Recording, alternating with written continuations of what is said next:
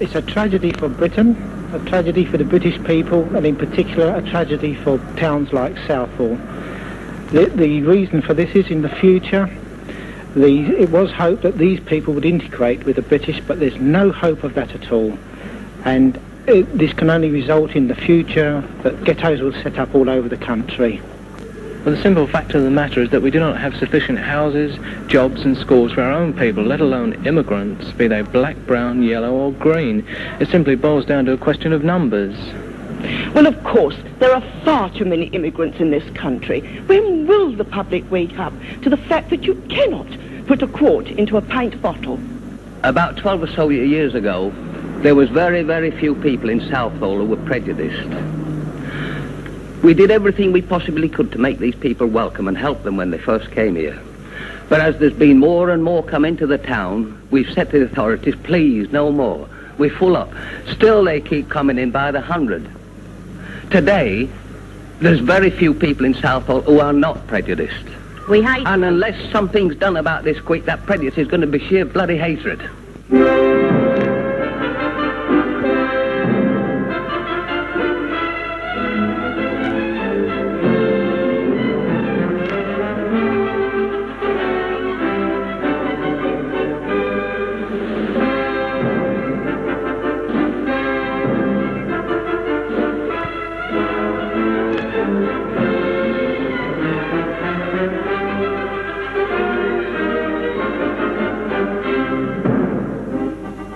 This is a film about race.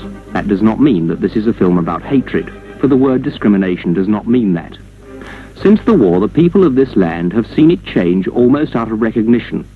One of the biggest changes has been the massive inflow of hundreds of thousands of coloured immigrants. With them, they have brought new and widely incompatible cultures, social customs and habits. Sometimes, prompted by particular circumstances, large numbers of them have arrived at once. Strangely enough, no one, not even the government, either knows or is prepared to admit the precise number of immigrants who are here, or how fast their numbers are growing.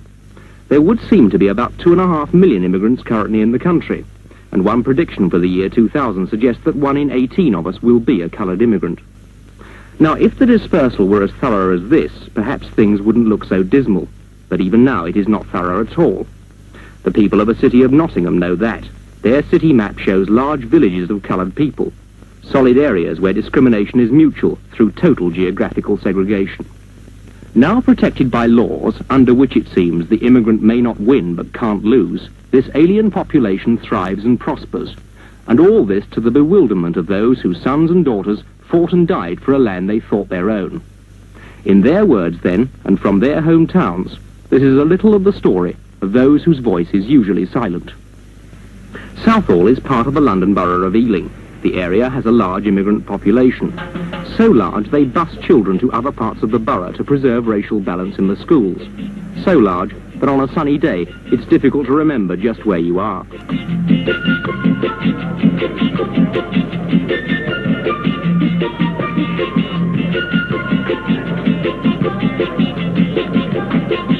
If we are obliged to have these immigrants, why can't they be dispersed to other areas, especially to the areas of these MPs and the people that welcome them to this country?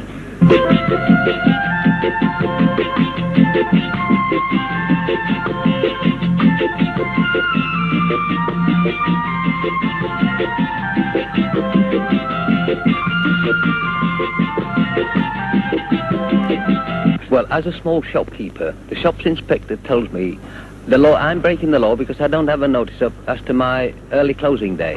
And when we asked him, what about these Indian shops, they're breaking the law all the time, he publicly stated, I know these people are breaking the law, but I'm afraid to take action against them in case I'm accused of racial prejudice.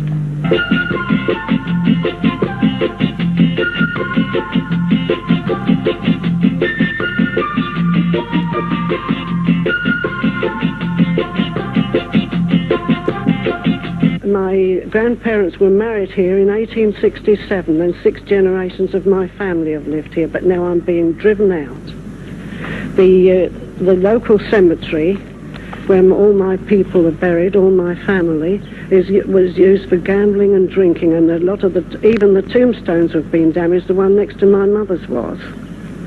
and there's gambling in the manor house grounds and in the park, something which was never allowed in Southall years ago.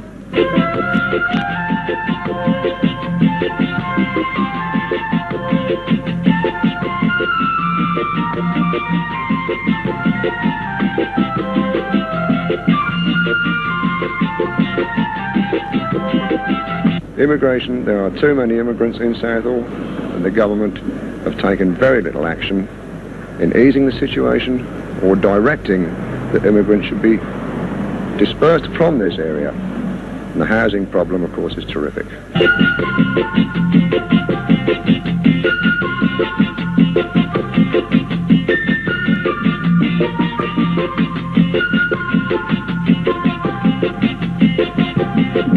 My mother died a couple of years ago. I wouldn't have her buried in Southall because I hate the idea of an Indian temple being built over her grave in years to come. And that's not misguided emotion, for Southall already has a large and flourishing Asian religious community with its own temples. So what of the future for the whites who are left? Have we got Our one? only hope is to be able to get away from Southall, away from it all. Like everybody else, all our friends have gone. There's nothing left for English people in this town anymore. I would like to say this. My wife and I used to like to go out weekends down to the local, have a couple of drinks, meet friends in there. We can't go into the locals anymore. They're full up with noisy foreigners, and we don't like it. We don't We like haven't it. got a place left where we, the English people, can go and enjoy ourselves in this town. After going through 2 world wars, we should at least have the dignity of being allowed to live with our own kind.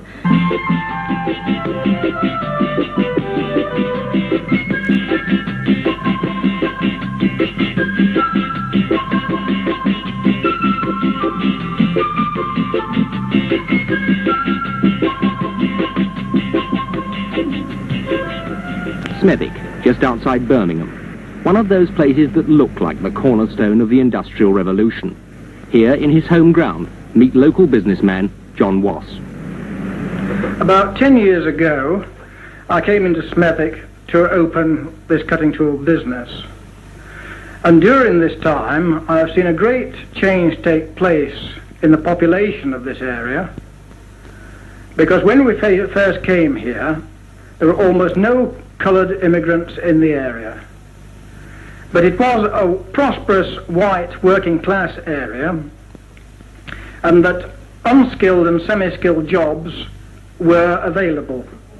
West Indians started to move in to take these jobs, and then we had the classic pattern that they have in the United States, where one coloured family moves into a street, the whites start to move out, more coloured immigrants come in to take their place, and over a period of the past 10 years, we've seen many of the streets around this area become predominantly black.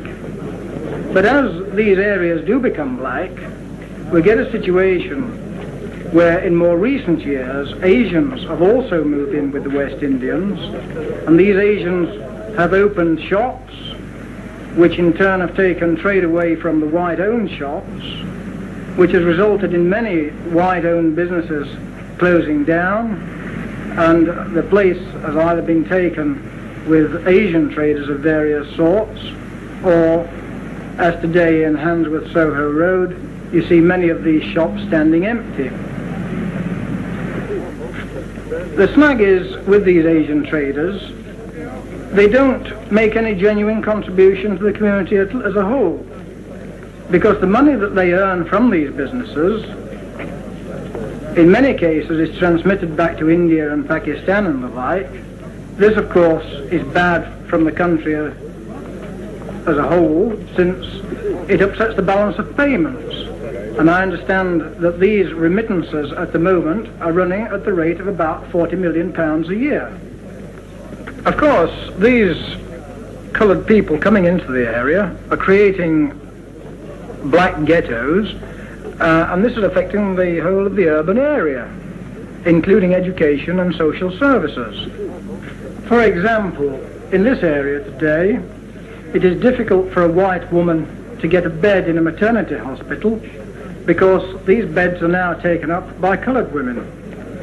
And I think this is particularly immoral because it is the white community at large that have paid for these beds over the years by taxation, and particularly by their national health contributions. And when their wives now want the services of the maternity hospital, they find it is denied to them, and yet at the same time being given to coloured women who may only have just arrived in this country. The official reason given for this is that white women live in far better conditions than the coloured women, so that the white women can stay at home to have their children in sanitary conditions, where the coloured women cannot apparently stay at home to have their children in insanitary conditions. The people of this country have got to make up its mind what sort of a country Britain is going to be in 100 years' time. If we allow the immigration to take place on the scale that it's taking place today, coupled with the birth rate of colours that's rapidly outstripping that of whites, then we're going to have a black state.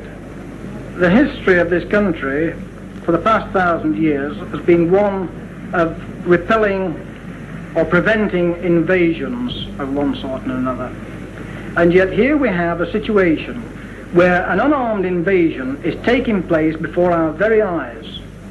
And it's not outside the bounds of possibility that future generations will look back on the British of today like we look back on the ancient Egyptians. Bradford, the great wool town of the north. But it's a long time since the white rose flowered in these streets. It takes a lot to make Yorkshiremen march. In October 1972, they did.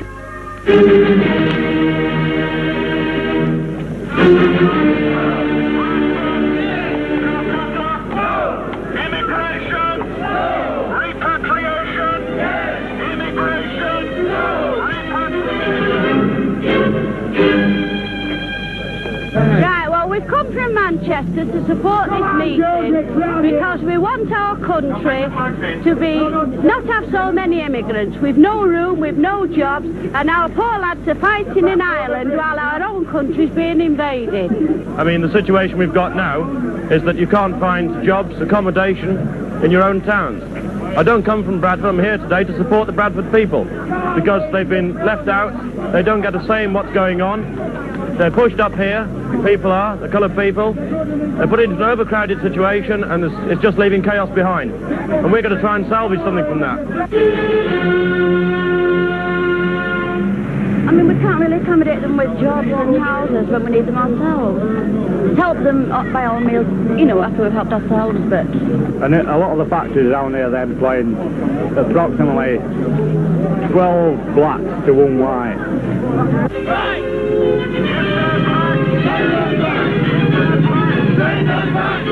What is the problem? All right, I'm a Scotsman. I'm living in London. I've come all the way from London, but I am a Britisher. And I am here, and I feel there is a great problem here in Bradford. I'm not a politician. I'm a working class man. I'm a member of the British public. I spent 11.5 years in the British forces. I spent it in the Airborne and the SAS, and I'm here now marching for these people. Because to me, we have been sold out all the way along the line by Heath, Wilson and everybody else. And I am not a politician, and I don't want to be interested in politics. Just a member of British politics. British public. That's all. There's too many people in the country, yet they keep letting these immigrants in, knowing very well that the mass majority of the British people are against this immigration. We've got enough in Bradford, let's keep them out. We've got enough here. We've got enough over here. We've already got unemployment around this area, and we ought to see them kept out, the rest of them. We can stand so much. They've brought us too many over, and we are going to stand for it. We're going to fight against it.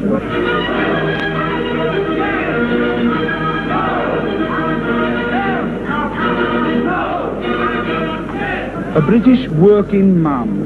That's how I describe myself. A British working man, no less, and that's all. I'm just fed up and tired of being pushed from pillar to post. The British people can't get away in where the immigrants can. They get everything laid on the plate for them, they get money laid out for them just when they want it, and we get nothing. Sweet and simple nothing. All I want is the best for my children and my family and my people. That's all I want. Just the best for my people and my country.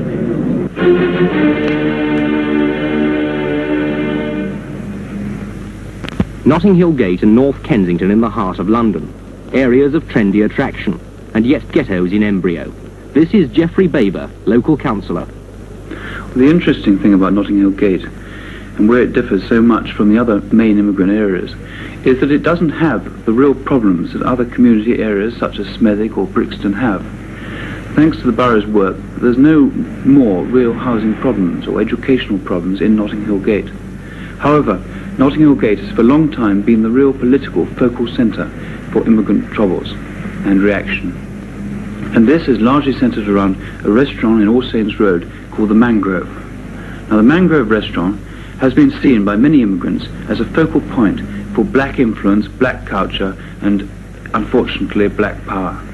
The owner has tried to run it in a reasonable manner, but he is a weak man and has been able to be influenced by the anarchists in the Notting Hill Gate area, some of whom are white and a minority of whom are black. It seems these people exploited the inability of the owner of the Mangrove restaurant to keep in with the requirements of the borough and the police about hygiene and the normal management of a restaurant. And they've seen every attempt by the police to keep the running of the restaurant within the law as an attack on black people, or to use a common phrase, police harassment. As a consequence, following a police raid on the Mangrove to investigate a licensing problem, the anarchists in the area organised a march to take place as a protest about this alleged police harassment. Thousands of people met outside the restaurant and marched through the area. The police asked the organisers of the march to let them know its route. The organisers refused.